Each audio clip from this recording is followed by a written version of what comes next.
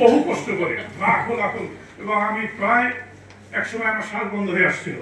তিনটা ছেলে আমাকে মাথায় করে উপরে উঠে দেওয়ালের উপর দিয়ে নিচে ফেলে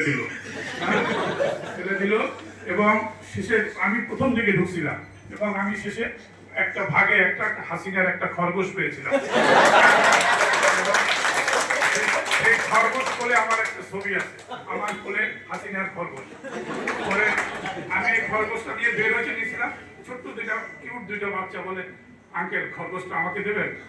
আমি বাধ্য হয়ে খরগোশটা ওকে দিয়ে দিলাম। আমার ইচ্ছে ছিল ওই খরগোশটা আমি আমার বাসায় একটা খাঁচার মধ্যে রাখবো আর প্রতিদিন সকালে দেখবো যে এখানে হাসিনা বন্দি আছে। আমার সেই আশা ওই ছোট্ট দুইটা বাচ্চা যেভাবে চাইলো আমি খরগোশটা ওদের হাতে তুলে দিলাম।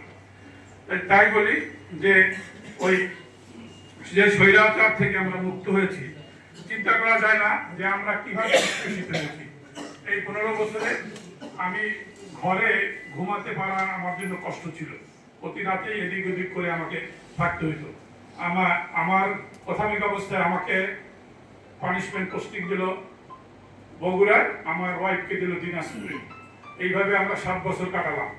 আমার ওয়াইফ পরে বাড়ি ধুয়ে চাকরি ছেড়ে দিল এবং আমাদের বড় অবদান।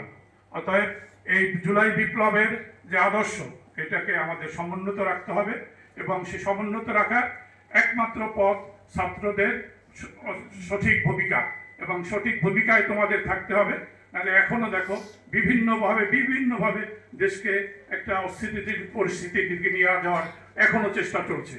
আমরা যদি থাকতে পারি, আমি 70 বছর বয়সে এই জুলাই বিপ্লবে আমি লাঠি নিয়ে রাস্তায় নেমেছি, কারণ তোমরা কেন পারবে না? আমি 70 বছর বয়সে যদি লাঠি নিয়ে রাস্তায় থাকতে পারতাম, এই 5 তারিখ পর্যন্ত 4 তারিখ পর্যন্ত আমরা রাস্তায় ছিলাম, 5 তারিখে তো বের হয়ে গেছিলাম পুরোভাবে।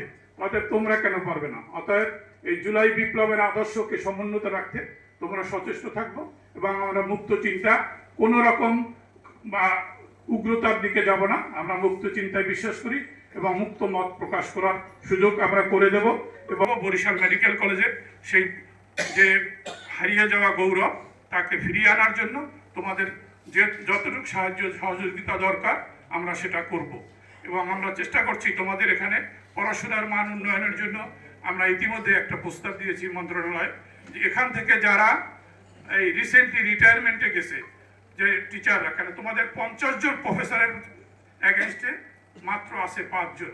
মানে এটা চিন্তা করা যায় না। এটা একটা পুরনো 8টা মেডিকেল কলেজের একটা মেডিকেল কলেজ, সেখানে 50 জন প্রফেসরের মধ্যে মাত্র 5 জন প্রফেসর। এখন আমরা বর্তমান ডিজি মেডিকেল এডুকেশনের কাছে একটা প্রস্তাব দিয়েছি।